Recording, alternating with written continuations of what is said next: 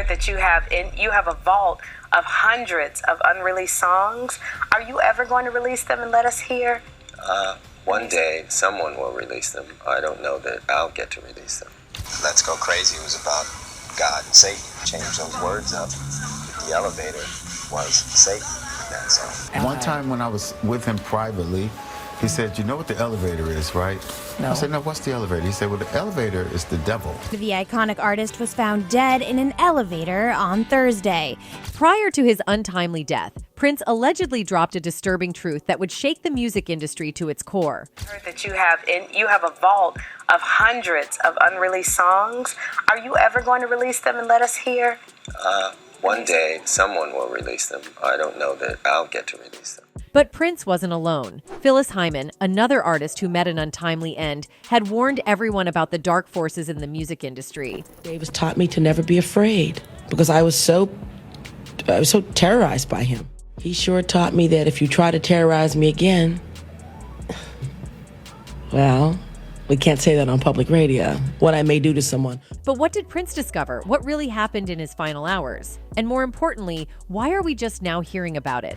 What they're looking for is acts that are going to make the most money for them. So you'll see all kinds of little gimmicks. First, let's talk about the weird puzzle pieces that don't quite fit when it comes to Prince's health. Now, we all know Prince was the poster child for clean living, right? Vegan, no booze abuse, a workout routine that probably put us all to shame, the whole shebang. So when the news hit that he died from a painkiller overdose, it was like, wait, what? Even the big shots in the industry, like Reid, were scratching their heads.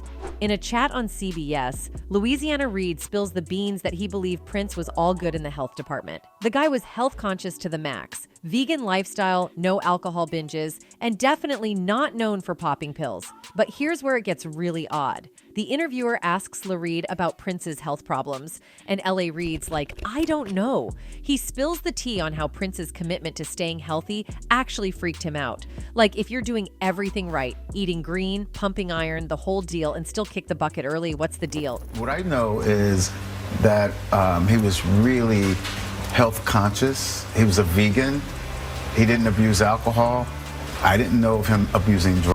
That also really concerned me because it made me think that, wow, so you mean you do all these things to take care of yourself and you die so young? Now, there were whispers that Prince wasn't doing so hot in the weeks leading up to his departure. Canceled shows, emergency landings, and a dose of an anti-opiate. Things were clearly off. But here's the head scratcher. If he OD'd less than a month before, why wasn't he under the watchful eye of a doc? I mean, common sense, right? The fact that Prince wasn't getting the medical TLC he needed is raising some eyebrows, especially when you consider the business side of things. If you're booking tour dates, you'd want to make sure the headliner is in top shape, right?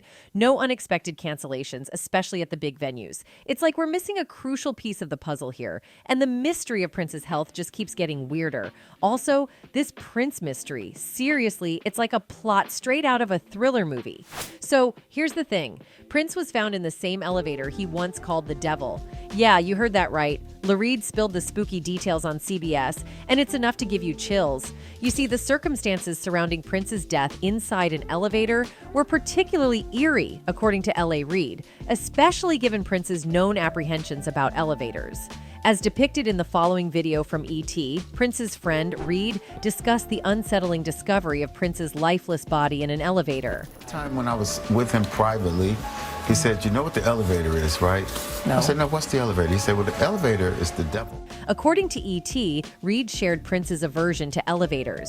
Prince held a belief that elevators were sinister in nature, often referring to them as instruments of the devil. This perspective on elevators was encapsulated in Prince's 1984 song, Let's Go Crazy. In the song's lyrics, Prince likened elevators to malevolent forces that might attempt to bring a person down. He sang about the struggle to ascend by pressing a higher floor button, symbolizing his defiance against the negative influence he associated with elevators.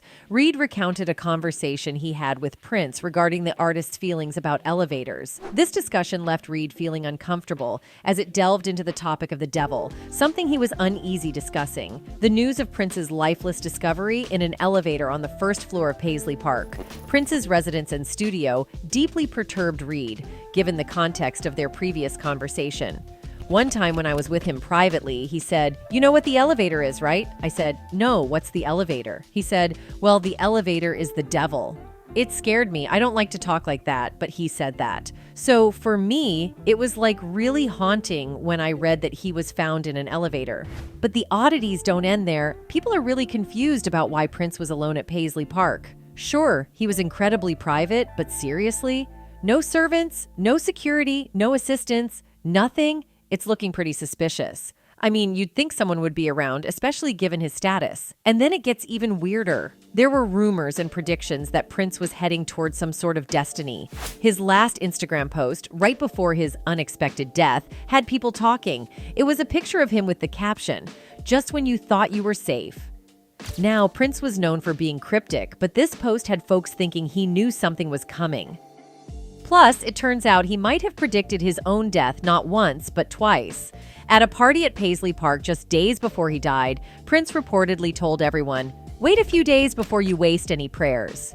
If that's not a cryptic message, I don't know what is. And here's where it gets even creepier. There's a rumor that Prince put himself in danger by talking about the controversial topic of chemtrails. In an interview, he shared memories from his childhood of seeing these trails in the sky. Interesting, right? But then he mentioned how everyone in his neighborhood started fighting and arguing after these trails appeared. For context, there's a theory that the government uses jet trails to spread chemicals for population control. Prince talking about this on TV supposedly upset some powerful people.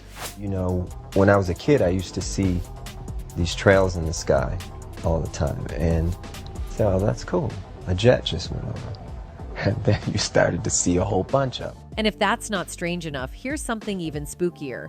In an episode of The Simpsons called Treehouse of Horror, there's a segment where Homer Simpson takes out several celebrities, including one referred to as the Purple One. The unique guitar makes it obvious they're talking about Prince, and it's supposedly on government orders. Whether it's just an eerie coincidence or something more sinister, it definitely sends chills down your spine. Now, let's dive into Prince's epic battle with Warner Bros. This story is a saga in itself. Back when Prince was a huge star signed to Warner Bros., he started fighting for control over his music. He famously said, "I owned the work because I paid for it and I did all the work." In other words, he created his music, so he believed it should belong to him. But, as you might guess, the record companies saw things differently. You know, when I was a kid, I used to see these trails in the sky all the time, and so that's cool. A jet just went over. And then you started to see a whole bunch. Prince waged a war against Warner Bros., fighting tooth and nail for ownership of his rights and more creative control. It wasn't a walk in the park, especially since he was trying to break free from a deal he signed when he was just 19. The battle got so real that he famously started appearing with the word slave on his face in 1999, a bold statement to say the least. In an interview with Paper Mag, Prince spilled the tea on wanting to buy back his masters from Warner Bros. Their response? A solid no way. So what did Prince do? He dropped a bomb saying, "I'm going to re-record them, all of them." Picture this, 2 catalogs with almost the same music, but Prince's version, well, that's going to be the superior one. You can either toss your money to the big company or support New Power Generation, he said. The man had choices, and he wanted you to make them. Prince didn't hold back about the industry's grip on artists in other interviews either. He laid it out plain and simple, saying, "As long as you're signed to a contract, you're going to take a minority share of the winnings. Only a select few make it big, while the majority are left in the dust." As long as you're signed to a contract, you're going to take a minority share of the winnings. A select few of us will do well, the majority will not. Fast forward a bit, and Prince eventually cut ties with Warner Bros., but plot twist, he rejoined them in 2014, this time with ownership of his old masters. There was a catch, though. The label held the global licensing rights. Now here's where the conspiracy theories kick in. Some fans are whispering that maybe, just maybe, the industry wasn't too happy about Prince reclaiming control, and that might have played a part in the tragic turn of events. In fact, Prince might not be the only celebrity who died while trying to fight the industry. We have other equally talented artists such as Phyllis Hyman who pretty much met the same fate. Phyllis Hyman met Clive Davis when Arista Records bought Buddha Records, the label that had produced Hyman's initial albums. Clive Davis, the then CEO of Arista, was immediately impressed by her talents and took a liking to the 6-foot singer. I'm over 6 feet tall. Yeah. I'm not a thin woman. I'm not afraid to show my figure. I'm not afraid to laugh. He saw that the singer from Philadelphia was meant for big things, so he decided to mentor her. But that's when her problem started. Clive Davis wanted her to focus on pop music, which was trendy at the time, but she refused. Phyllis Hyman was all about soul and R&B. Their disagreements were intense, but it didn't stop there. Davis also suggested she dye her hair blonde to appeal to white audiences. Phyllis, proud of her identity, refused to change her appearance just to fit in, standing firm in her beliefs. I'm told by men who are friendly with me that I'm intimidating. Clive Davis was frustrated with Phyllis Hyman, especially her refusal to follow his lead. To him, she was difficult, and he struggled to understand her firm stance. Davis, who ran Arista Records with authority, was used to shaping the careers of artists as he saw fit. Hyman had joined Arista when the label acquired Buddha Records, where she had gained early success. Davis saw great potential in her talent and towering presence. He believed with the right push, she could become a mainstream star. However, their working relationship was rocky from the start. Davis encouraged her to shift towards pop music, arguing that it was the quickest path to fame. But Hyman was passionate about soul and R&B, the genres that defined her as an artist. She wasn't willing to abandon what mattered to her. This led to frequent arguments as Davis focused on commercial success while Hyman prioritized her artistic integrity. Their disagreements didn't stop at music. Davis suggested that Hyman dye her hair blonde to appeal to a wider, mainly white audience, believing it would boost her sales. Hyman, who took great pride in her black identity, was outraged. To her, changing her appearance would be a betrayal of who she was. She refused, standing firm in her commitment to stay true to herself. The friction between Hyman and Davis shows a broader narrative within the music industry, where the tension between artistic integrity and commercial success often plays out. Hyman's resistance to Davis's directives was not merely about genre or image. It was a stand for artistic autonomy and cultural representation. She was determined to succeed on her own terms, even if it meant confronting one of the most powerful figures in the industry. During her time at Buddha Records, Phyllis Hyman was revered and celebrated. She was the label's shining star, the face and essence of Buddha. Many people may not have even known the label she was signed to, but they knew her name, and that was what mattered. Hyman enjoyed a great deal of creative freedom at Buddha Records, allowing her to fully explore her talents without external constraints. In stark contrast, her experience at Arista Records was much more restrictive. There, she was under the control of a CEO whom she would later liken to a plantation manager, someone who sought to dictate every aspect of her career, right down to what she wore. Tensions between Hyman and Clive Davis escalated when she decided to pursue acting alongside her music career. Davis, with his singular focus on music, viewed acting as a distraction that would derail his plans to elevate Hyman to global stardom. This created a significant conflict as it seemed that Davis's ambitions for fame were more his than Hyman's.